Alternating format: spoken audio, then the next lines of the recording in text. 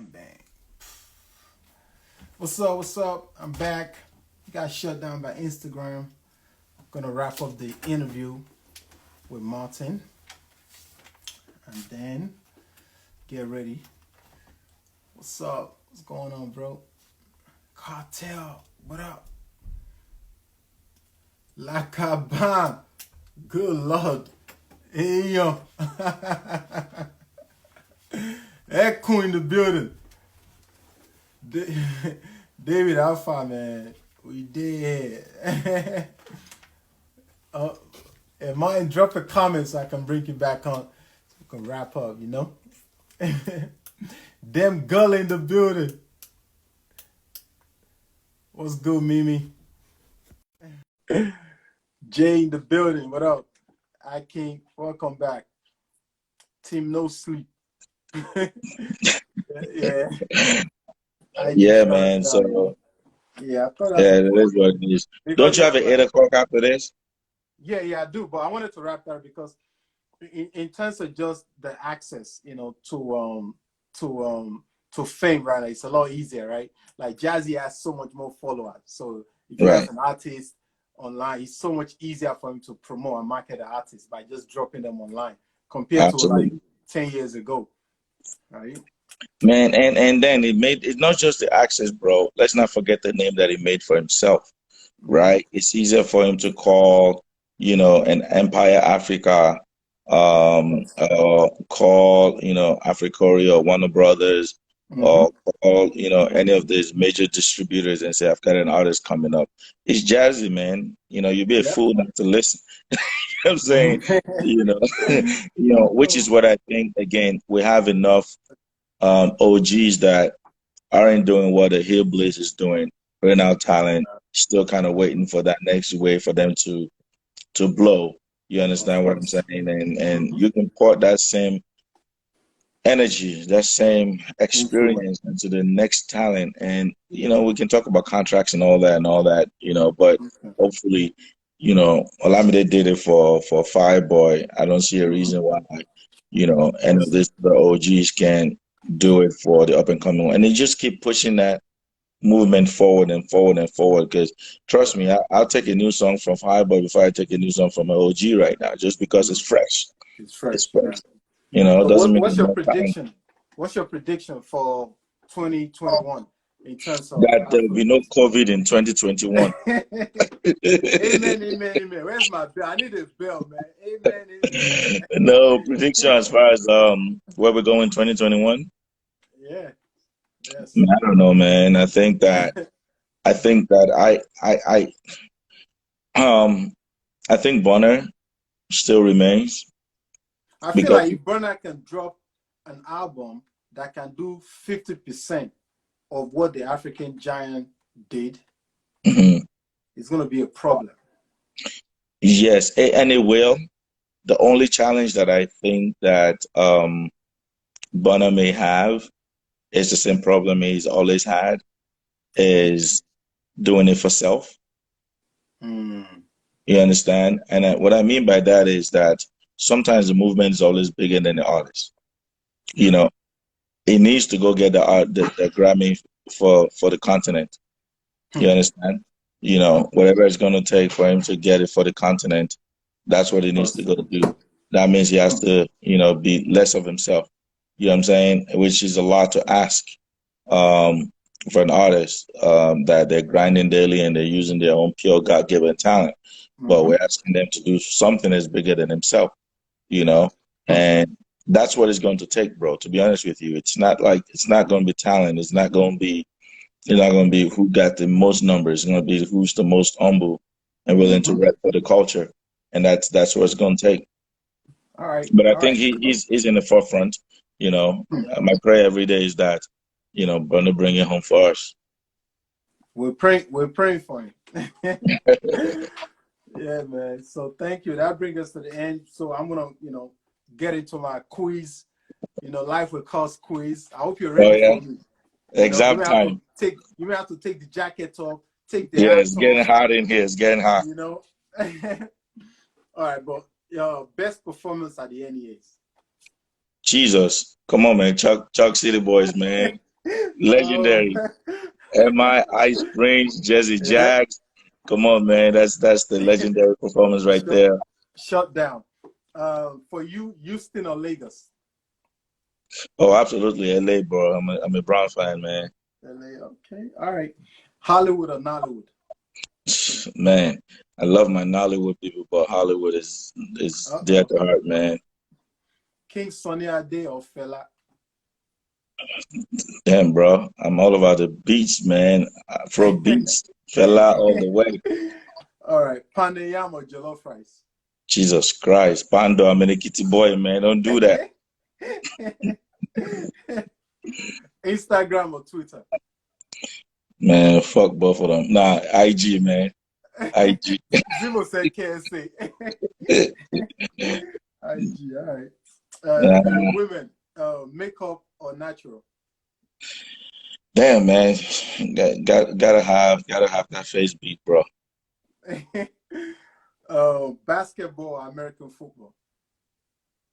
Basketball, man. I'm a basketball dad, man. Basketball LeBron all the coach. way. Asa Rock.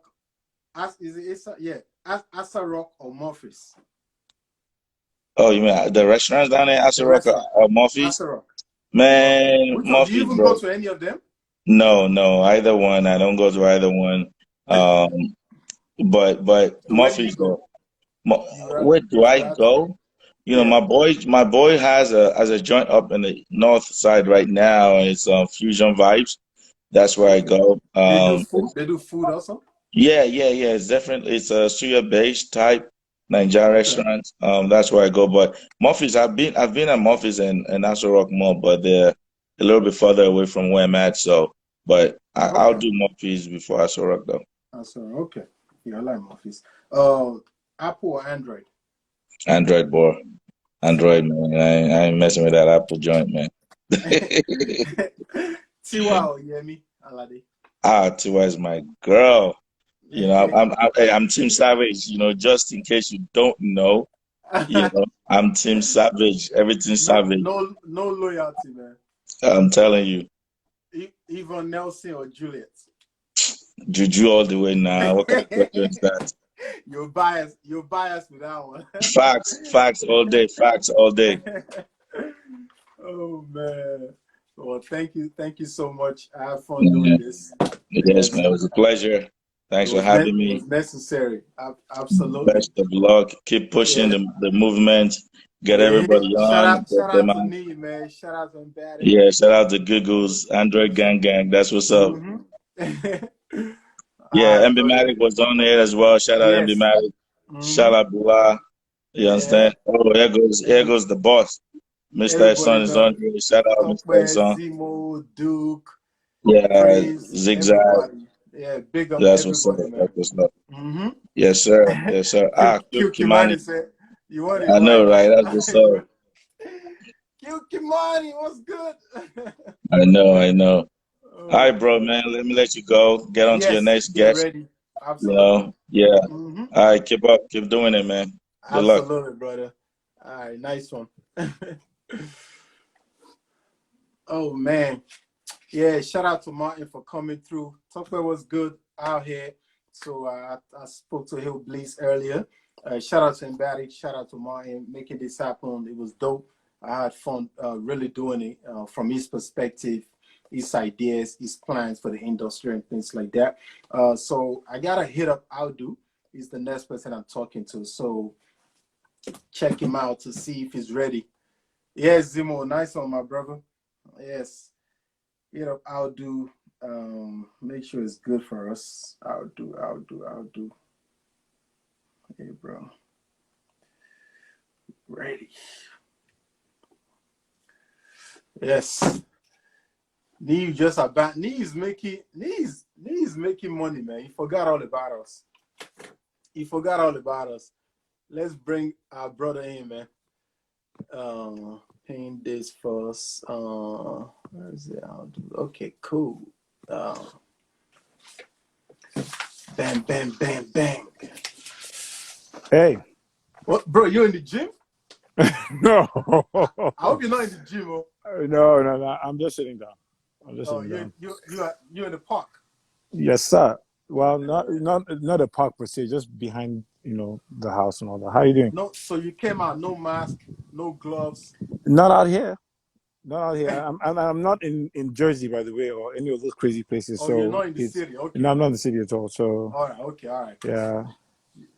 I was worried, man, when I saw you. No. I always have my mask with me anyway, but Yeah. for the purpose of this, I didn't. But how's it going now? It's good. It's good. Thank you so much taking the time, to talk. I feel like each time we see, is either at the Rock Nation building or Yeah. at the event, or Yeah, some event. Yeah. Because you're the guy who makes things happen. So we're always there when I'm people the are there one. making things happen. So Oh man. Well, thanks. So yeah. Thank you so much. I wanted us to talk. So most of my conversation on this platform has been more in terms of the back end. You know what I mean? The back end of what we're doing. I'm talking to some of the artists, some of the upcoming artists there, some of the DJs. But more importantly, I want people to be able to learn in terms of, people like yourself with your background in law, in entertainment, as an entrepreneur. One of the hottest, music label in Nigeria. I just talked to Martin. I asked him what was your favorite performance at the NEAs that we had. He was like, of course, Chunk Boys. Like me and Zimo talk about it all the time. Same thing. You know what I'm saying? So I wanted us to talk. So let's talk quickly. Obviously, from your background, what was it for you? Obviously, getting into entertainment to get everything started up. What drove you into it? Entertainment was always part of my life. Like I grew up in a family that my father was in the choir, my mother was in the choir as well.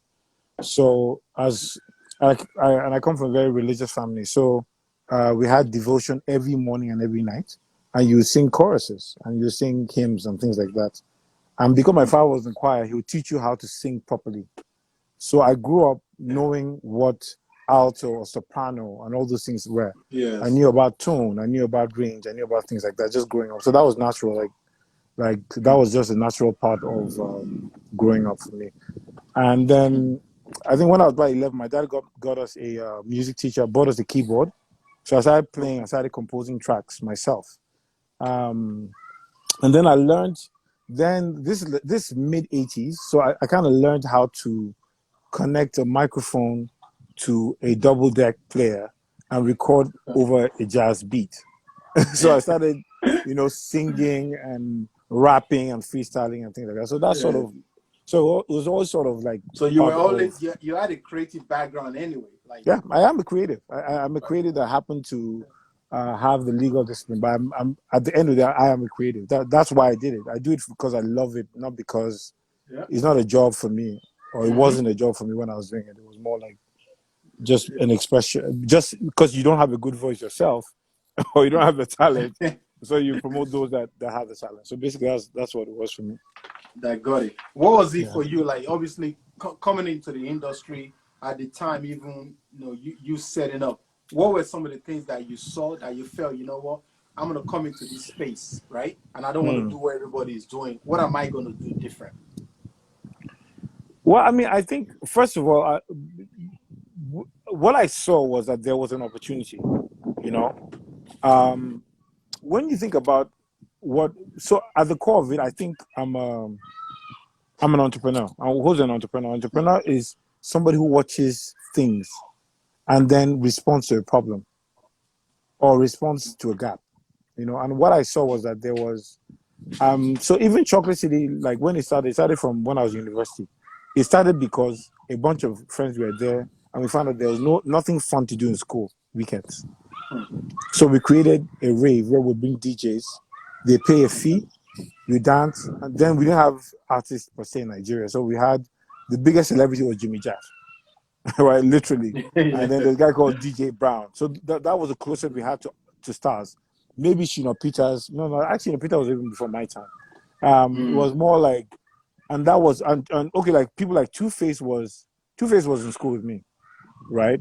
When just together. We actually entered university together, and then he left after a while. But there was no artist entertainment. There was just DJs. So the idea was, okay, why don't we make money and create fun? So even with inroads into entertainment, what we saw was that there was a lot of talented people, and we saw that many of them might not even be based in Lagos per se, right? But they were from other parts of Nigeria, but they didn't have a platform to push them. So what we thought about was creating a platform that would give talent an opportunity to be discovered and to be the best version of themselves. So that was really what it was. It was just about seeing And that. obviously, from the business angle of things, you at this point you already have the law background. I'm just thinking in terms of like, okay, Yeah. you So have the creative background set up. Let me create this into a business. That's what I'm getting at. Yes, I mean, so I remember I was in Jos reading law. I read my law in Jos. So by the time I got called to bar in 2001, so I was already a lawyer.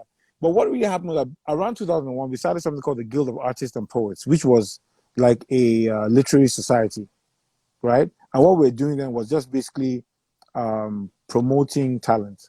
So people, I mean, OGs, 6 foot plus, that Click Mode 9, that whole they're called payback records. So, or Plantation Boys coming to render a song or whatever. So it was that kind of creative hub. Okay. And what we're doing, we're doing it for not for profit. What we're doing was it was just basically every Sunday we'd meet in different parts of Nigeria simultaneously and just promote people. But what became obvious is that the arts couldn't be promoted by charity. It needed to be, commercially driven to raise the money that you needed. And so Chocolate City was that format that, okay, look, why don't we bring a world-class company, world-class practice into a local company? And so even the way we were set up was different. We didn't set up from the get-go. Yeah. From the beginning, where we always were. And what many people do not still understand is that Chocolate City is not a record label. The label is one part of our business. It always was set up like that. But let's just say the label obviously is louder because it's music. But the idea was to be a 360 entertainment company. So the modeling was different right from the beginning. Our model was quite different. From the get-go, right? So looking at that, obviously, and I think a lot of people that I talk to, even a lot of time when me and BI, when we sit and talk, we always talk about the lack of structure in the business model. You know what I'm saying? And I think I've been to even events in Nigeria where you put together and Koson was there and they were like the key players, like the Music Plus, the TV Nine Mobile and all that. Yeah, those guys, what I'm saying. So like doing all of that, looking at where we are right now, where do you still see lack? Still, what is lacking still? I'm seeing a lot of issues with Koson. There's so much. I'm like, what's happening? We're talking Koson again. There's so much. I think the real issue. I think, and maybe you might not agree with me, but I think there's a small-mindedness mentality that we have in Nigeria. It's a small-minded, selfish, effacing, focused mentality where we think if I'm not the CEO, I'm not the Oga, I'm not the guy leading, then it can't work. Because when you think about it, it's just a lack of unity, right, in what we're trying to do. Because guess what? Nobody's thinking about baking a bigger pie. People are thinking about how much of the slice of the pie they can take. Now, the question then is that, how big is the pie? Right? Simple example. If the pie is this big, and I have 50% of the pie, right? That 50% is not even 0.5% of the pie that is this big. Like as big as this. Do you know what I'm saying? So how do we build the pie? Absolutely. We don't all have the resources. So why don't we come together and put the resources together and build something big? I was in a group recently. I'm in a group that's made up of really everybody in Nigeria, literally the biggest names you can think of. Probably about 150 of us, also the people.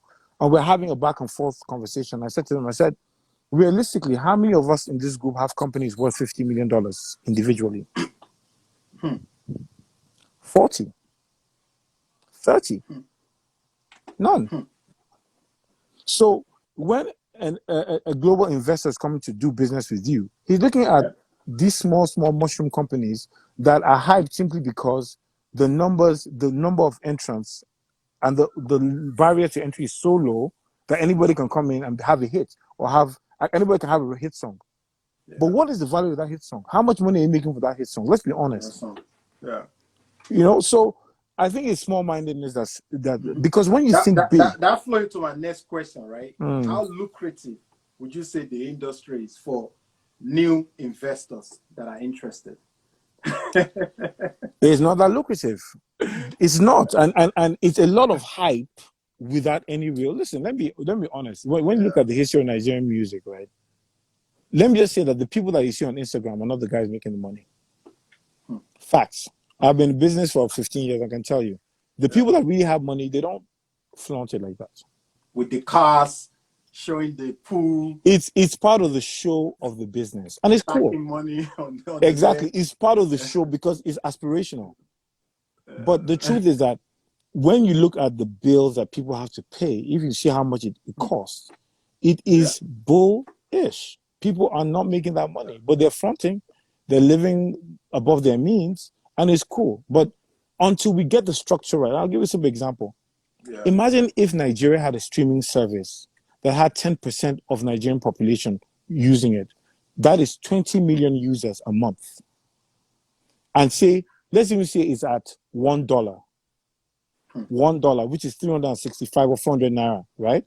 If there's a business that everybody's paying 400 naira every month to stream music, and you have 20 million subscribers, that would be $20 million a month.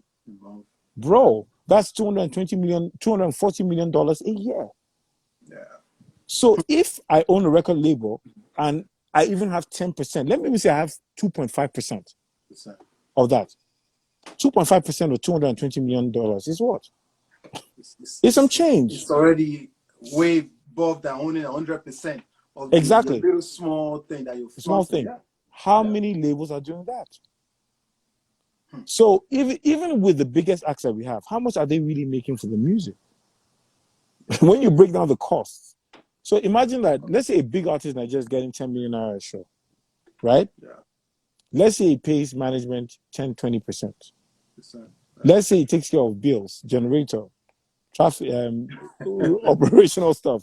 Let's say area boys. Let's say he shoots a video. A video is nothing less than 4 million naira or 3.5 for something decent. Let's say and then he saves some money and pays himself a salary. How much you have? So until we move to a point whereby we understand that it's bigger than each of us individually, and we need to grow a bigger piece of the pie, we're still doing show and not much business.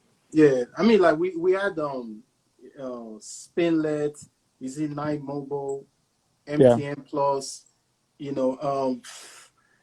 now I'm hearing Boom. Boom Player. Boom Player. Audio Mac is coming to the market as well. There are a couple of guys coming in. Yeah, Apple just expanded now to how many countries in Africa? So Apple is getting serious as well. That's what I'm talking about. Do you think any one of our locally streaming platform have any future, or do you think our industry is always going to succumb to the likes of the Apples and the Spotifys? This is why unionism or some sort of association matters. You see, before you come to a country, you have to play by the rules. You don't just come in and do business. And it depends on what the government policy is. I'll give you an example. If you're opening Apple in Nigeria, in some countries, they'll tell you, if you're coming in, you need to do certain things. Your board must have Nigerian directors. You must have 60% local quality. The things that you put together that help to stimulate the growth of the industry. What many people don't understand about the real reason why Nigerian music is so big is that Nigerian music was played more on radio because there was a government policy that said 70% of the music must be Nigerian. People miss that because without that, we're so happy listening to Jay-Z. It was enforced. It was enforced. Yeah. So if we want to grow the industry, we must put the fail-safes that allow there to be a level playing field. So for instance, there's no reason why we shouldn't give an incentive for local companies to start up their own versions of Boom Play. There's no reason why we shouldn't give an incentive. The reason why Apple is so powerful is that it's American. Americans have said, you know what? It must be Apple. Yeah. Spotify. It must be Spotify. Yep. Well, and China, there's a bigger platform. I mean, all these companies are using their own local platform to have bigger numbers than Apple. They don't even look at Apple. They don't look at that. Yeah. So it's important that we need to understand that we must control, and still goes back to association, bigger collective ambitions, and making sure that you have a well thought through a long-term plan for sustaining the industry. If not, it could be a bubble and it could come and go. What about like now the issue I'm hearing something about Cosan, they may be losing their license.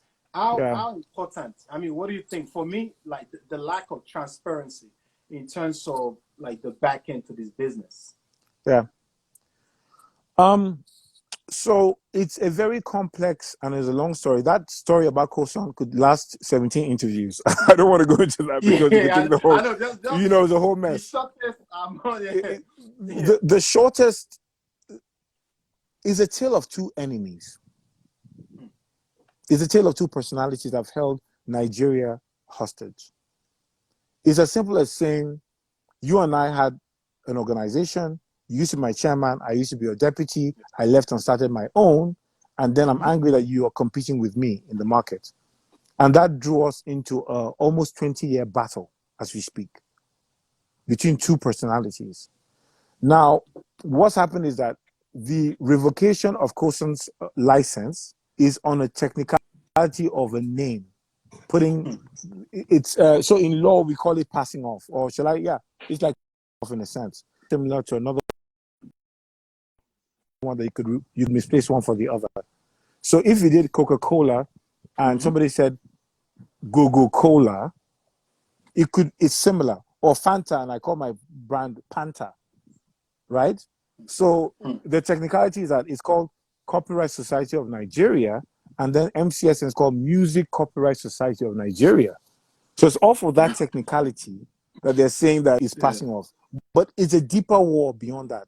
Cosan was PMRS, and MCSN has been MCSN. So, but the truth is that the bigger issues around the effectiveness of those collecting societies and them being able to do what they need to do to collect the royalties, so that labels like us who invested years and millions of dollars in people's careers can also recoup.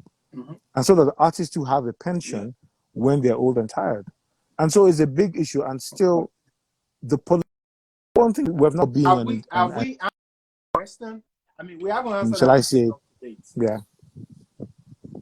We haven't answered that question up to date. Which are the questions? Like the question in terms of collecting royalties for our artists, having like healthcare plans in place. Like each time, you see online now, somebody is sick, they need kidney, then artists, they've made music, now they broke. You know what I'm saying? Yeah. Like, he hurt. Yeah. Like, how do we answer this question in the long run? I'm not saying none of us have like an immediate answer right now, but what are some of the steps we can start taking that will put us in that place? Well, I think the great thing that's happening is, it could be a great thing and it could be a terrible thing, is that we have a lot of big international labels coming to Nigeria, right? They're all established, they're all setting up shop. And because of that presence, there's infrastructure that follows that kind of thing, because obviously they too need to be making their money, right? Yeah. So there is now an ongoing conversation, I can't say too much about it, about getting external funding from different partners to actually strengthen the collecting societies. Because once they're strengthened and they have so I'll give an example. In Cosan, we tried to hire KPMG to come and do an audit. Cosan refused, because when you check, if they do the audit, you will find a lot of unkosher things that are happening there.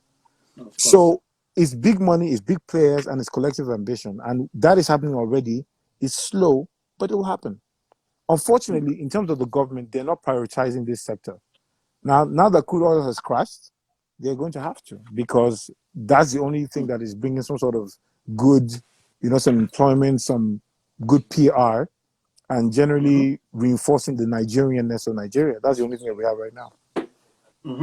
Oh, thank you. What about we're talking about companies coming into Nigeria, coming into Africa. What about us? We're exporting the music, right? Is it your way you would think that it's best that we go the route that some of our top artists are going, working with like signing major labels and major deals here? Or do you think we need our own body that will represent us, being in America, to do the same thing, like take your distribution, the publishing, and the promotion and marketing to spend that money out here too, so that they can recoup it. Okay, well, let me shout out some chairman. Talk about song is in place. I need to hail him. My man Tola is in the building. Hebe's in the place. Kid Kimani. And somebody asked a question that kind of labels who co-son, Talk. Yeah. And trust me, there's a lot going on. I'll give an example. We've just withdrawn our catalog, part of our catalog from co-son right now. And a couple of other labels are doing that because we don't believe in what they represent anymore. So that's happening. Which other questions? Kind of label, yeah. Okay, so that's a pin question. But yeah, to answer you, the world is global, man. Like, it's a difficult question, right? And I'll tell you what our approach. What we did last year, we did a joint venture with Warner Music Group. We've been talking with them for over a year, and it was a very long process about understanding what they're doing and them understanding our operations. And what we thought was, well, we do need a global partner. That's the truth. At the end of the day, we need access. So, and the partnership has been very interesting because they're trying to understand us. We're trying to understand them. But when you see sort of the systems that they've built, you understand why they can make money and why we can't make money. Because the truth is that ask any artist, no matter how big he is, his biggest streams are coming from the US and the UK. Simple. They're not coming from Africa or Nigeria. Regardless of where they're based. Regardless of where you're based. So that shows you now the power of a system. So the job one is create a system. And you can't create a system abroad. Bro, if I was looking at a video now, if a video has got 100 million streams, Burner's video has got 100 million streams. The video, Yemi Alade, right? They all have 100 million streams. Africa has got what? 1 point something billion people. So 100 streams is basically 10%. Can we say that only 10% of Africans know, let's say, a Wizkid song or a Davido song? Hell no. So how many people will you, rough estimate, guesstimate, how many people will you think? Oh, man. Out of that, at a minimum, I mean, let's just talk in Nigeria alone, 200 million deep. If you don't, I would say at least 180 people. Know the damn song, right? Okay. Knows the damn song. Okay, just so in Nigeria, that know that even if they don't know the artist, they know. If I tell you, say they know the song. Yeah, right? yeah, of course. Okay, good. Yeah. Now, if the 120 million people can pay 50 cents, not $1, 50, that is about 200 naira, and they can pay once a month. I'm talking about Africa, not Nigeria. 200 naira. Yes. And you know, in Nigeria, even your driver has got CDs worth 5K. Of course. Right? So if we can fix that, bro, we're going to make the money that can take care of generations. But again, we're failed in the most critical thing. We're the guys who created a product, created a service, but haven't been able to sell and collect money from it. Because remember, in business is about three things: create value, deliver value, capture value. We have created, we have delivered, but we can't capture value. Sure. That's why we're impoverished. Until we can capture value, we're wasting our time. It's important. Somebody was saying something about the international. Are international deals good for African artists? I think it depends on your lawyer. So if you want a good deal, talk to me, man. I'm expensive, but I get the job done. But I think it all depends on your bargain. Look, in every deal, and I tell artists this a lot, almost every artist gets messed up with their first deal. Do you know why? Because every transaction is about bargaining power. And that's what people don't get, is that people evolve over time. So you need to take in cognizance the evolution of a person before you talk to the person the same way you talked to them 5 years ago. That's why as kids, we didn't like when our parents, when we were 18, we're like, want to go to party, and mom was saying, come back home at 12. Like, no. Then you're 25 and you're saying you're going out for a party, and she's saying, come back at 12. Like, what? Different conversation. Yes. Different conversation. I'm saying as recently as 5-6 years ago, I was going out for some event. My father, I was in my family, family home in Kaduna. My father said, "Please come back before 12 because we locked the gate." Like, what? Are you kidding me? Me, I need how the many key for houses the do I gate, have? man. You know, what kind of crap is that? But people don't understand that people grow, and if you don't take in cognizance the growth of people, then you negotiate poorly. So if I was paying an artist for his first album, I give you $10,000 as an advance. The next album, if he does well, I'm going to ask for 100,000, depending on the value. So you might not get the best deal the first time, but what you need is an understanding of what you bring to the table. That means you must do your own work. You must build your own social media work. You know, build your own assets. So you come to the table with assets. Number two, you must get a damn good lawyer who's experienced, who is confident, and who can. Does that have to be an entertainment lawyer? Of Or can course. it be a business lawyer? No, you can't get a business lawyer, and that's where people are getting it wrong. You go. The first contract I ever looked through as an entertainment lawyer was an artist who had a contract that had no termination date. No termination date. Do you understand? And so it's not as simple as people think. It takes years to build competence. And if you want to be cheap, be cheap. But you pay for it in another way. How do you deal with an issue of artists or label not sticking to the contracts? In especially in Nigeria, we've seen that a lot, and then loads of legal battle. How do you really deal with that? When people say, "Oh boy, and I can't not paper, man," like some people don't care about it. So let me shout out to T-Bills. T-Bills has a really interesting question as well. He said, without the masses being able to afford basic internet, streaming won't work. Yes, but offline can work because people are streaming at some different level.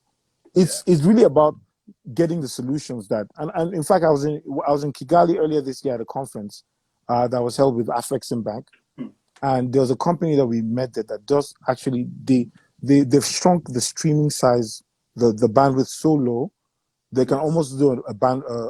That's even for video, not even for MP3. So the question, but I agree with the question because the question then is that, are you saying that there aren't entrepreneurs that can create something that works for Africa? There are. There are. So it might not be 180 million people, but I'm sure that there are over 50 million people across Africa, guys. Because Nigeria is really poor. I feel like I feel that's a good question from T-Bills. I think once we answer that question, it would change the game. You know, I'm very close with Jason and Joko, right? And one of the things I remember, we were at an office, I think in London, and he was telling me how on that particular day, that week, their subscribers, their subscriptions now is higher in Africa than it was in England and in America. And he was so excited about it. And I didn't really get it, but it made sense. Yeah. You know what I'm saying? Because that's where the content is coming from. And it means so much more to like, wow, we're seeing more people using data. We're seeing more people using more internet. So I feel like that question, when we have better internet, I feel like there's going to be so many more. No, there will. I guess what I was reading the release from Apple just today. You know, Apple just launched in new markets, right?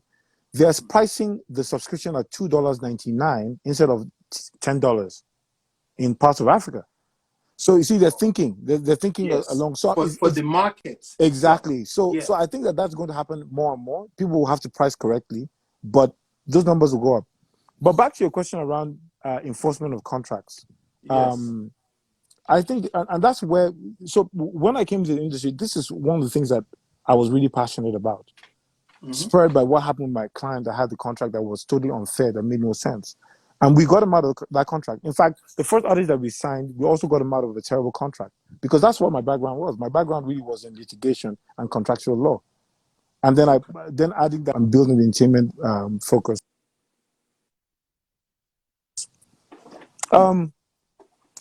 The illegality in Africa and Nigeria especially is outstanding. It's astounding. I don't say outstanding. And it is outstanding as well, by the way. It's above it. It's outstanding because we don't respect intellectual property. We don't. We simply don't. Now, and this is where, like I said, government lobbies and bodies need to come together, is that once I understand how much money is in the industry, I can get the government support that will help me have teeth, right, to enforce my contracts. And that's what we tried to do. So with Chocolate City in particular, and everyone knows about the case of us and Brimo, and which we let go after a while, but we wanted to prove a point. The point was that you can't had people invest millions of naira, and then you walk up because you're angry. If the world was about anger and temper tantrums, then we wouldn't have anything. Think about and like when people talked about it, I used to laugh, but I'm glad too that even Brian has come to understand it for himself. We're cool now. We have conversations. It's cool, but it was important to make that statement. Do you know why? Because at that point in time, there are even investors that were wanting to put millions, sizable investment in my company, and they're like, "Well, you seem to be losing contracts. All this is leaving, so I don't know if I can put my money in it." People want stability as an investor. People want that, but let me even paint a simple picture, right? And this has changed in the music industry. But let me tell you what it used to be. I want to build a house. I can't build a house. I have money. You say you're a carpenter, and you can build a house. So I'm like, cool. Let's build a house. I will pay you to build a house. I will give you the money that you need. You use your skills. And guess what? When I finish the house, we'll rent out the house. From the rental that I make, I will give you a percentage forever for helping me build the house. But I provided most of the income. Then you wake up one day and say, "Hey, Audu, I don't like your haircut. You're too bald. I don't think I'm going to do this anymore." Or you wake up and say, "Audu, I don't like the way you talked to me the other day. You were winking at me instead of laughing. I'm going to leave." Then I'm like, "Oh, well, because you're a celebrity carpenter, I'll let you go." It doesn't work like that. No, and that's exactly what it is. It's exactly what it is. And hey, my Kevin Luciano in the place. Kevin Luciano, question mark, one of the baddest labels ever. And people don't understand that this is the reality of the business, that we're here to make money. We're here to build legacies. We're here to change things. So respect the contract. And there's a way to get out of a contract that is right. Artists have left our label with blessings. Many people, and I think another thing we need to learn is that an artist contract is not a slave contract, guys. The artist is not supposed to stay forever. That's what TB was saying, that most artists, right, they sign out of poverty. The first contract, that's what he's saying. They will sign anything. Yeah, but haven't you all signed out of poverty? For your first job, they offered you something. You're like, we all work at McDonald's. Yeah, you need to make the money. So yeah, first of all, eat food, then you can survive later on. But there's no point fronting and saying, "Well, I'm not going to eat." It's not going to work for you. So you might as well get something in the stomach. And that's what I'm saying. It's about positioning. Now, when you do the first one well, you can negotiate better for the next one. And that's how. That's what Topper is saying. That why do Nigerian labels not willing to rework an artist contract when they outperform the contract? Is it really fair though? I don't know about those labels. Is that really fair to say that? Because you have a contract, it's a contract. No, so hold on. So let me explain something to you. The very first artist we signed, right? Jeremiah Gang, and I can talk about it because it's a bit old now. It's an old contract. Yeah. And Jeremiah, if you're out there, I hope you don't mind me saying this. But shout out to Jeremiah. Jeremiah Gang, one of the OGs. The first thing we did with the contract was that it was supposed to be a 60-40 split. 60 for him, 40 for us. 2 months into the contract, he hadn't started making a dime, right? We now realized that he had a family to take care of. He had some other bills to take care of. So we said to him, you know what? We're going to review to 35 until you start making a threshold of money. Then we go back to 40. We never went back to 40 after that because we understood. Do you understand? And I think that as businessmen, again, you fail when you don't. And that's why I was talking about understanding how people upgrade and taking cognizance of that upgrade in your negotiations. Because if you don't do that, you're wrong. But I mean, I agree with Chokwe that you need to keep your contract, right? And that's why your lawyer must be able to put clauses in your contract that says something like, I'm allowed to renegotiate after a certain threshold or after a certain period or after a certain, milestone. This is what negotiation is all about, So of course, yeah. So let's we've talked a lot about it, the industry. Let's talk about you now. You said something earlier. A lot of people always have that misconception that Chuck City is just a label, right? You were set up differently. So right now, as in 2020, pre-COVID or after COVID, what are the things that you set up for Chuck City, or as a business that you're working on or that you're planning to do that we should know? Yeah, so Notorious B.I.G. said, you have to move in silence and violence. So we don't talk about what we're going to do. Shout out to Biggie Small, the illest, right? So basically we run four operations. We have a publishing company, we have the record label, we have an agency, and then we have CCX, which is a lounge and a live event space. We opened one in Abuja, and now we just opened one in Lagos late last year. And the idea is to have a place where artists can actually perform live music, eat food, have a great time. Is an event space, so that's been going on. And for us, our thinking again was always 360. So how do we have a Kenyan office, we have an office in Nairobi as well, and we just opened an office in the US as well. And for us, the idea is always we want to be a platform that empowers people. We're way past the level where we're trying to say, oh, it's Chocolate City again. No, we get to a level whereby now we're Chocolate City establishment and we're putting on other things. So we have a label called 100 Crowns. We distribute for other sub labels, Incredible Music, Salt Music, a couple of other things, because that is the core of what we're doing now. So it's more of a label services company right now. And when we sign, it's very rare. So the latest artist we signed is a girl called I Am Candy Bleaks. And I'll put that's the girl? Yeah. Okay, yeah. I saw Yeah. And T-Bill's managers are, by the way, anyway. So, I mean, yes, it should be, T-Bill's, I bet, write her name there so people can check out. Where is she based? Oh, she's in Lagos. She's in Lagos. And I think it's a great story. She actually used to be a petrol station attendant. Great story. And I think hustle. It's hustle. It's not even hustle, but it's inspiring, bro. Yeah. It's amazing one of the reasons why people love Wizkid is the story. It's a guy who would have been nothing in his life. It's the One Day Cool story, right? It's the Brian Moore story. It's the story of people who just have a dream, and this platform changes everything for them. Yeah. So I take my job as, for me, the reward for the job that we do.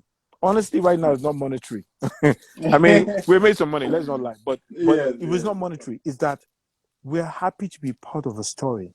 That when I'm 95 years old, I'm talking to my great-grandchildren, I'm saying, well, there's this guy called such and such. I was part of that story. That's a blessing. And that's what this thing is all about. I mean, for as far as I'm concerned, anyway. Mm-hmm. After all is said and done, right? Like, what is the one thing you tell somebody that's going into that business space right now, the African music business or entertainment? Like, what is the one thing you say never? You say no for you that maybe you learn from your own from your own background. Okay, so let me give shouts out. So please, Born Grounded, shout out to you. Okay, I'm Firematic. Okay, what's over the one on Chocolate City deal? Yeah, it's on and popping. Big things are coming. We're doing a lot of things. Like I said, we move quietly. We're not noisemakers. We've never been. Yes. It's the streams and the bank account that should be reflecting, and that's happening. Empty barrel. Yeah, so shout out to Demola. Demola not just the chairman of chairman is here. Shout out to yes boss. Doris, shout out to you. Will Chocolate City take money from an investor who also has an artist and just needs a platform? Honestly speaking, we've had many offers of people that just say we have money, take the guy and do. But I'm not. Money is very important. I won't lie, but it really works like that. Do you know what I'm saying? But that's why we created the label services part. Yeah. So we can set up a label for you. We can give you global distribution through Warner, and that means literally every part of the world you have distribution. Every part of the world. So if you sign a deal with Chocolate City, is as good as signing a deal with a record label in America or wherever, because it's the same access. We have a dedicated label manager that sits out of New York. We have resources in the UK. In fact, two big resources in the US. We have South Africa, and then we have Nigeria, which we're in basically, and we basically kind of represent that brand there. So you're plugging into a system for the Kenyan one, like market. Like, yeah. So initially we did a label deal. So that's how we signed Victoria Kimani. It was through the Kenyan Chocolate City that we signed Victoria Kimani, and another guy called Critical. But we're now revamping that. We're changing the board, and we're going through a whole revamp because the Kenyan market is really interesting. East Africa is big, and we're getting a lot of love from East Africa recently for artists like CK and Black Bones. And so what we're trying to do now is reconfigure that to kind of copy sort of what the Chocolate City model is, which is a 360 thing that has live, has a venue and also has the music being plugged in. You know. So let me see, which other question was it? Why is it difficult for Nigerian? Yeah, somebody said, why is it difficult for Nigerian music labels or musicians to have a workable collaboration with Nigerian fashion labels? But any brand, please bring your clothes, man. Let's do it, man. Let's do it. I'm here for you. I'm here for you. I mean, to be honest, I'm open. Fashion for me is so important because look at the fancy thing Oscar is wearing. Look at the fly stuff he's wearing. And look at the big boys are doing. You know, so we always, as Nigerians, you know how it is. Wherever Nigerians go to, they want to be swagged out. And music, especially, is about image. So we're happy with collaboration. It just needs to make sense, but we are happy to do things with you fashion guys. has always been part of the music, right? Like when huge. You know, you have Cos Canino, you have all those guys. Word. That's how we work together because you're performing, you're laced up. You know, and shout out to guys like Swanky Jerry, guys like Tokyo James. These are guys that are pushing the culture. Maya Tafo, David Wedge. Sorry, I don't know that many female designers, but there are many of you guys doing. Of course, design Ogwa, Eweze. There are many of them who are pushing the culture, but I do agree that we need to do more of a collaboration to showcase both, because both need each other to grow. So no doubt about that. Grow. Okay. All right. Perfect. But this has been great. Anything else? Maybe something you want to put out that we didn't really talk about? Yeah, I mean, I think just for people listening out there, it is our time. It is our time. But we need to make good use of the time. And this is the time that we need to collaborate, not just merely compete. This is the time that collaboration, and I think that the music industry has shown what Africa could be. Each time a Nigerian artist collaborates with another artist, a Kenyan artist jumps on a Ghanaian artist track, there's unity. This is exactly what we have to be thinking about in our models, which is how do we grow bigger companies? How do we grow bigger partnerships? How do you make sure that you benefit and I benefit? It doesn't have to be about Audu being the boss. It's about Audu and the guys being bosses. The bigger pie you talked about. The bigger pie. So if you see one of the things that maybe Rock Nation has done more than any other person is consolidate. Is bring a bunch of people together and say, you know what, we have a movement. And I think that we tried that before with a company called Five Music. And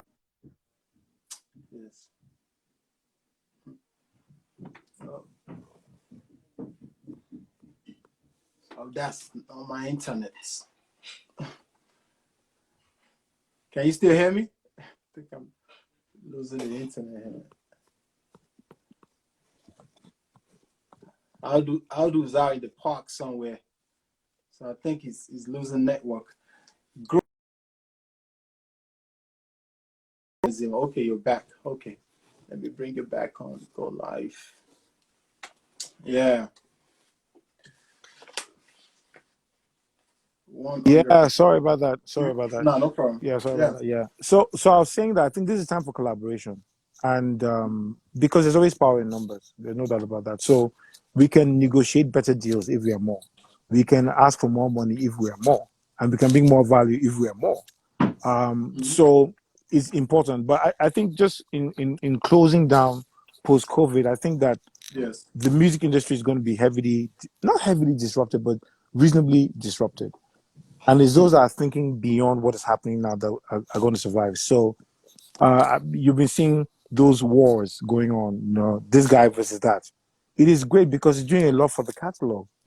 And I remember sometimes when you stream, someone's like, oh, thank you, I haven't heard this song in a while, and they go back and stream.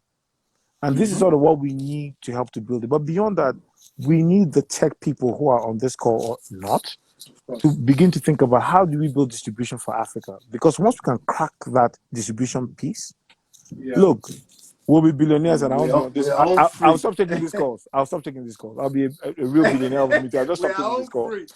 We're all free. I'm like, peace, you know. But thanks for the platform, and and shout out to you as well. Shout out to you. Yeah. Yeah, no, thanks to you. Upcoming artists, right? Last question. Upcoming artists, any interest? What do you look for in somebody to work with when it comes to an artist, a new artist?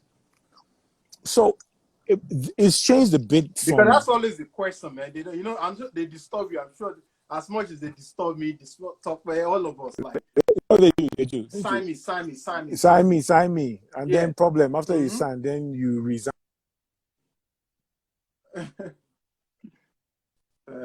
I think that what you need now is you need to be original.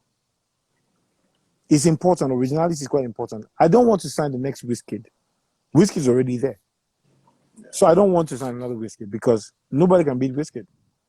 Right? So just be you. I want to see Ginger. You know, when they say Ginger, Yeah, of course. Ginger, you need to be Ginger Yeah. Williams. You know, you be very Ginger because it's Ginger is a mix of passion, action, and what's the word? And professionalism. Maybe not professionalism, not that the word. Ginger, drive, passion, because that is what will make you succeed no matter what happens. And then the other thing, I prefer people who can actually play instruments. Because if you have a musical background, it changes a lot. And that's what I'm saying, that one of the reasons why I've been kind of blessed in spotting talent myself is because I understand what music really is myself. I've played it. I've produced, of course not on that level, but I've produced and I've been in the studio. So if you don't know, you might be grasping at straws. You may be struggling in the studio because you don't know what to look out for. And then the other thing is that you must also build your own hustle. Social media is very important nowadays. So you must build your social media. And you must go above and beyond and be remarkable, you know, so that, because everyone's looking for the purple cow. So are you going to be the purple cow, or are you just going to be the fat old white cow that we see every day? No. Yeah, T-Bill said, give me a reason without you asking. Like you said, Tokwe said, somebody that already has a fan base, we just need a bigger platform. Yeah, word. So you're bringing something to the table. Word, yeah. Not just give me. Well, yeah. Perfect. So Alrighty. I'm going to wrap this up with a little quiz, you know, just yes or no. I hope you have your WAEC, your law degree hats ready. Let's go. And if the call cuts off, just know that I took off.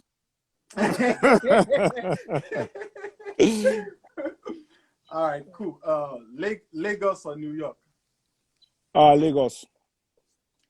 Successful law firm or successful music business?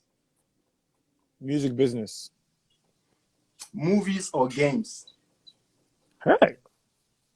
Did I mention that I work in a gaming company as well? I know. About it. Yeah, I know you did. I know you want to talk about it or not, but I should have actually mentioned that. But I guess the call is about to cut up. It's almost an hour. If you cut up, we can bring it back. Don't worry. Okay, cool. You can talk about it because we've met, you know. Oh yeah, actually, it skipped my because we're talking music. But when you say music or games, I'm confused. Music. Your data. I was talking about just the enjoyment of it, like listen to the music, chill, or play games. Oh, okay. Not play actually games from a business standpoint. Oh, okay. From the chill. I put this question liberally because I've seen you in the gaming industry. Yeah, word. Okay, let me be honest. I'm shy to say it, but I play games. You know, I'm not the demographic, but it helps me relax and it helps me strategize. So yeah, I play games, but it's mostly FIFA. So yeah. All right, cool. Audio book or paper book? Man, paper book. I'm old school. Apple or Android? Come on, Apple. All right. We in the building. Jay-Z or Nas? Jay-Z always. Meek Mill or Drake? Drake. Beyonce or Rihanna? Beyonce. I'm a Beyonce guy. I'm a fan. You are so biased. I don't think so. I mean, okay. Well, okay. And you know why? Okay, you see, no. But actually, no. Now I see what you're saying, but no, I'm not. You know what? You know what it is. And okay, so okay, ask me. Okay, no, finish. Then I'll finish your questions there. All right. Tiwa or Yemi Alade? That is stand up. Oh God. Either way, I can't answer. Don't think about it. Just answer. Don't think about it, bro. Yemi Alade. All right, cool. Sheun or Femi Kuti? That's a biased question. You know that's a biased question. I manage Femi Kuti, so what do you want me to say? How can I talk against my client? So I can't talk about my client. Of course, I want to say Femi, but really, it is Femi. It is Femi, but yeah, but I also manage Femi, so obviously I'm biased. So that's not a fair question. And cancel that question. Jollof rice or pounded yam? Pounded yam, man. Always. Pounded yam all day. Egusi or okra? Egusi. Well, that was the last question. Let's get out of the back. Wrap this up.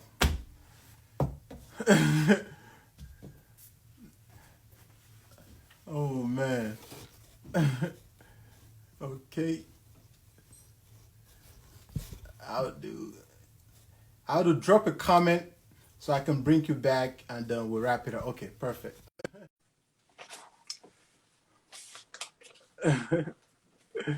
Shout out to Miss Uduak in the building. Yes, sir. Yes.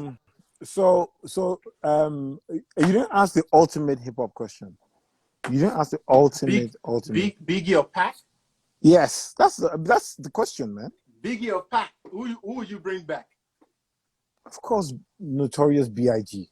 Man, you're so New York. You're so Brooklyn. You're like, come on, man. Like, yeah, but well, I guess biased. what? I'm not biased. I mean, listen. My problem with Tupac is this: Tupac was playing a script. He wasn't. If because I'm a real hip hop head, bro. I've been listening to hip hop since Curtis Blow and Sugar Hill Gang, right? Way before I was born. But I mean, yeah. Need say Pac all day. Need go sit down somewhere. Pac, please go sit down, please. What are you talking about? How dare you? Talk about Pac. Everyone Martin is in the building. I hear my chairman. You know, Biggie. Good. Bland to Blaze, of course, Biggie. And the reason why is this: for me, hip hop is about lyricism. It's about wordplay. It's about delivery, and that is why when you say Jay-Z or Nas for me does not give the wordplay that makes me. I'm like from the wordsmithing perspective, it's only Jay-Z that will say, you can't walk my daughter's socks. You know, stuff like that. That's what hip hop is all about. That's really what it's all about. It's about you taking a word and flipping that word so many times, but it makes sense. Now, if you say Jay-Z or Eminem, and even then, lyrically speaking, Eminem is a beast. You can't even talk about Eminem. That's another level. Yeah. But so that's why Beyonce and Rihanna. Let me explain Beyonce and Rihanna. Is that Beyonce is iconic. She's like a Mercedes Benz. Rihanna is like a really nice Tesla, right? So some of us just like the Mercedes Benz. It's reliable. That's it. You know. So sorry about that. Then the mother of all questions that we need to ask, the mother of all questions, is Mercedes or BMW? Man. They say interest is personal now. They said interest is personal. You know what I mean? So answer now. You haven't answered. I want to hear that one. For me, Mercedes. Mercedes. Class, power. I'm a family man too, you know. I love Mercedes. Yeah. I'll take Mercedes. I'm throwing everything in. You don't have to think about that one. I'm throwing everything in, bro. You know what I mean, man? If you asked me 10 years ago, I would say BMW because of, you know what I mean? It's different. By yourself, you're running. It's a different ball game. But now, Mercedes. It depends where you are also. I've always been a Mercedes. Thank you, Neil. We're together on this one. So you know what? You know Uduak, the entertainment lawyer? Miss Uduak. My sister, she's here with Good. So Miss Uduak is looking for trouble. She said that I sued Nas. So that's why I'm biased against Nas, because I have a case against Nas as well. Can you imagine that kind of thing? Yes. But I never was a Nas fan. That's the truth. I'll be honest with you, I never like Boyz II Men. Boyz II Men, I never was a Boyz II Men fan. That's funny. I respect their music. I wasn't a fan. I grew up on Nas fan, Illmatic. I woke up early on my born day. I'm 20. It's a blessing. The essence of adolescence leaves my body now. Come No, on, man. don't let me bust You Biggie for you. man. No, one Biggie line. If I use one Biggie line, you know you're finished. You know that. So let's not even go there. No, because like for me, it's like for me, I feel that with the artistry, and I talked where someone was asking a question about why isn't hip hop as big, right, in Africa and things like that.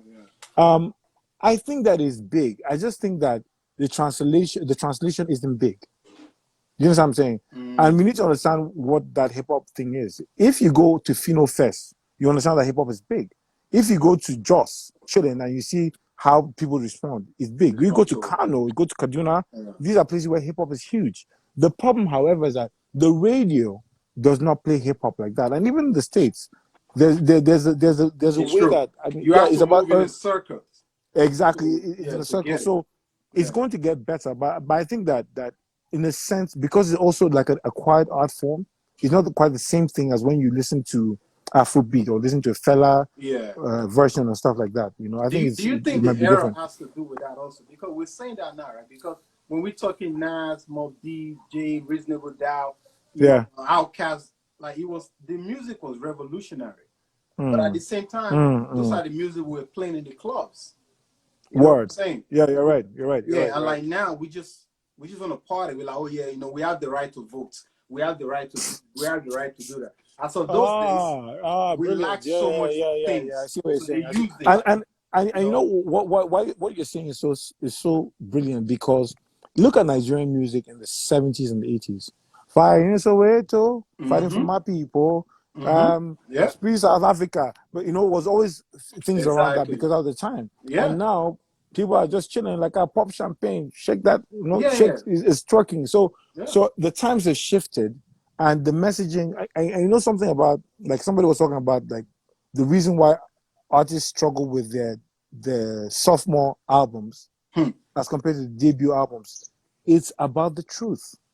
You see, the fans know the truth. The people know the truth. Now, once you're not speaking your truth anymore, they detect a lie, they're out of there. So if you're saying it was once a dream, conversation. Exactly. It was once a dream, right? I used to read Word Up magazines, right? And right now you are on the cover of The Source, and then now you're flying jets and things. So the continuation of that story was him being what he was then. Of course. But the minute he goes back and says, "Oh, hunger is killing me," is not real. Yeah. And people are like, "Man, get the hell out of here," because you're not seeing something that's real. So it's the ability of an artist. That's why I love Jay-Z, because for me, he got better than anybody. He grew with his fans, and he kept it real. I came from here, now I'm here. You know what I mean? There's no it's a good question. I think about it all the time. Like, why is it our rappers are suffering in Africa? Like, the excitement is not there. We don't support it. Even me, like when we doing shows, we do the NEA stuff. We tell you, we're bringing a rapper. No one's buying tickets, and it's sad because no one's buying tickets now. No, but even hip hop. So for me, the most iconic group in the whole wide world is A Tribe Called Quest. Right? I've been a fan. In fact, one of the reasons why I went into music like this was A Tribe Called Quest. You say you take them before Wu-Tang. What's Wu-Tang? What's Wu-Tang? What's Wu-Tang? Are you kidding me? Look, we're going to fight on this call. Are you crazy? Man, come on now. Listen, A Tribe Called Quest is the most influential hip-hop group ever. Simple. There's no one, even Public Enemy. Me and you, are you crazy? We completely disagree over this one. All right, cool. This is the end of the call. We're ending the call right now because there's too much juice to go on. Seriously, A Tribe Called Quest? Are you kidding me? Can't say that, man. Come on. Are you kidding me? Listen. Wu-Tang was more influential than the Tribe Called Quest. Do you want to Google this question now? Do you want to Google this question? I am Google myself. Yeah, Google yourself. I don't have to Google. Can somebody check this thing? In terms of the hip, anybody that's online, A Tribe Called Quest is the most influential over Wu-Tang. Wu-Tang was a fad. A Tribe Called Quest changed music as it were. Talk back, go and sit down. You guys kidding me? Look, go and sit down. You see, my main homie Doc from Ethiopia said, "Tribe over Wu any day." God bless you. I mean, I knew there was a reason why we were friends. You see, brilliant stuff. Do you know what? Kibi said, "Who the hell is?" He said, "What's Wu-Tang?" I said, "Who's Wu-Tang?" Who's Wu-Tang? Nobody knows who Wu-Tang is. Oh my What's God. Wu-Tang? Reward James, bless you, a tribe all the way. A tribe Oh called my Quest. God. Listen, without a tribe, there'll be no Kanye West. There'll be no Jay Dilla. There'll be no Pharrell. These guys influenced the whole of hip-hop culture. Wu-Tang was a bunch of motley rappers that came once in a while to do some music, and they had one or two songs. I'm happy for them. Wait. Compare them. They have one or two songs. Yes. Wu-Tang, All right, guys. Wu-Tang All was right, a guys. movement. It's becoming movement, bro. Wu-Tang can sell out. Wu-Tang is a Today, brand. with COVID-19, Wu-Tang will still sell out China. Bro, listen. All those places you're talking about, Tribe has done it. The difference with Tribe and Wu-Tang is that, no doubt, Wu-Tang was more hip. But musically speaking, right? Yes. If you're talking about sonically speaking, you're talking about sampling, changing the culture of the sound and stuff. Yeah, 100%. You can't even talk about Wu-Tang there, man. Yeah. Chill. Wu-Tang is anyway, let them even get into that. That's beef. Let's go to the Nigerian these things. Yeah. Crew wise, right? What's the baddest crew ever? Oh man, you beat me on this one. But me, I like Plantation Boys because that's around the time I can. Not Mo Hits? No, because when I got in, for me, they were more. You talking about all rounders? Just like we know, Wu-Tang was a movement, was a crew. Yeah. Okay, it was a crew, so, just like crew wise. So Mo they held it down. You see, Talkway said musically, Tribe was the best. You see, was a beast. You see, listen, don't even try this. Do you know what? Yeah. Talkway, don't worry. We'll continue this conversation later. We'll continue. Right, we'll talk more about that conversation, Talkway. Because, Chuck Boy, of course, 100%. Somebody said, "Who's Plantation Gang?" you guys are haters. But Plantation Boys was not beans. It was a tight crew. Yeah. But remember, how about these guys? The Remedies. Remedies was bad though. Yes. Then JJC and the 419 Gang. Bad too. Yes. Mo Hits, sick. I think Mo Hits was the ultimate crew.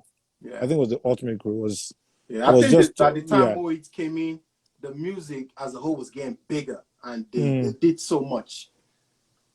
Yeah, Egwa, you're the shame. Egwa, you're not defending me. You're talking about you're the shame. You're not defending me.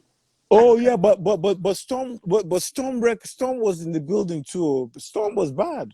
Storm was bad. Remember, NATO, Sasha, Ikechukwu. Yes. It's the same when we're talking now, the rap and so. I feel like the danceable couples, it kind of took over everything, which is when Mo Hits came in. That's what changed, the era as of that time. Yeah, they came in at a good time. That's really but shout out to you. But I mean, just before I get off the call, I want to say shout out to you. You guys don't understand the impact of the Nigerian Entertainment Awards. I'm sure you don't know. You on top where you guys. Basically, you guys were the gateway for many Nigerian musicians to get here. And you guys don't get the accolades that you deserve. And those accolades shall come sooner than you think.